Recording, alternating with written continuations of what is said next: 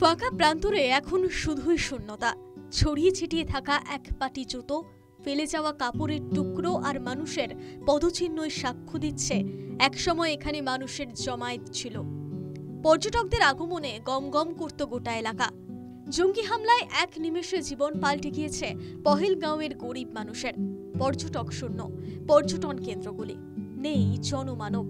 যেসব পর্যটকেরা কাশ্মীর ঘুরতে গিয়েছিল তারাও ফিরে যাচ্ছে নিজেদের ঘরে। পেটে টান পড়েছে গরিব মানুষদের। কাশ্মীরের ৯৫% মানুষদের জীবিকা নির্ভর করে এই পর্যটকদের ওপর। কেউ খাবার বেচে, কেউ শিকারা চালিয়ে।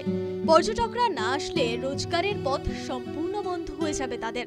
পর্যটন কেন্দ্রগুলোকে ঘিরেই তাদের পেট চলত, কিন্তু তাদের প্রশ্ন, এখন তারা কি করবে, কোথায় যাবে? বাড়িতে ছোট ছোট বাচ্চা রয়েছে, আছে বৃদ্ধ বাবা। কিভাবে চলবে সংসার? কি খাওয়াবে তাদের? চিন্তার ভাঁজ কপালে। टूरिस्ट एक हमारी जिंदगी थी, एक हमारी जिंदगानी थी। क्या थी? सब बाल बच्चे हमारे वही खाते थे, वो देते थे, हम कमाते थे वहाँ से, फिर खा लेते थे। जब वे ना आया, हमारी क्या रोजी रोटी है? कुछ नहीं। भूखे मरना है, बच्चों को भी मरना है, क्या करेंगे? हमारे घरों में पूरे मातम है, मातम बरसाई है। কাশ্মীরবাসীদের অনুরোধ যেন আবার কাশ্মীরে ভিড় জমায় পর্যটকেরা। তারা আনন্দের সঙ্গে কাশ্মীরে তাদের স্বাগত জানাবে। ভূস্বর্গ আবার পর্যটকদের ভিড়ে ভরে উঠুক। তারা আরো বলেন, এই পর্যটকরা তাদের জন্য ভগবান।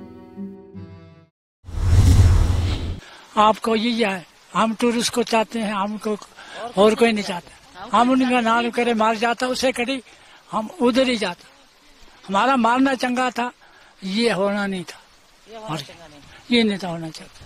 क्या मेरी आंखों में लो नहीं, हमने जिंदगी यहाँ ही गुजारी। हाँ जनाब, हम हाथ बांधते हैं, सलाने वापस आए। हम सलाने को ऐसा हम प्यार देंगे।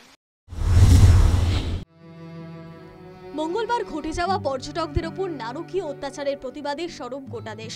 জঙ্গিদের বিরুদ্ধে অতি শীঘ্রই পদক্ষেপ নেওয়া হবে এমন আশ্বাসও দিয়েছেন প্রধানমন্ত্রী। কিন্তু এই সব কিছুর মাঝে কোথাও যেন হারিয়ে যাচ্ছে কাশ্মীরে থাকা সাধারণ গরিব মানুষগুলি। তাদের মুখ থেকে কেড়ে নেওয়া হয়েছে খাবার। পর্যটকদের সাথে সাথে গরিব মানুষগুলোকেও হত্যা করছে জঙ্গিরা।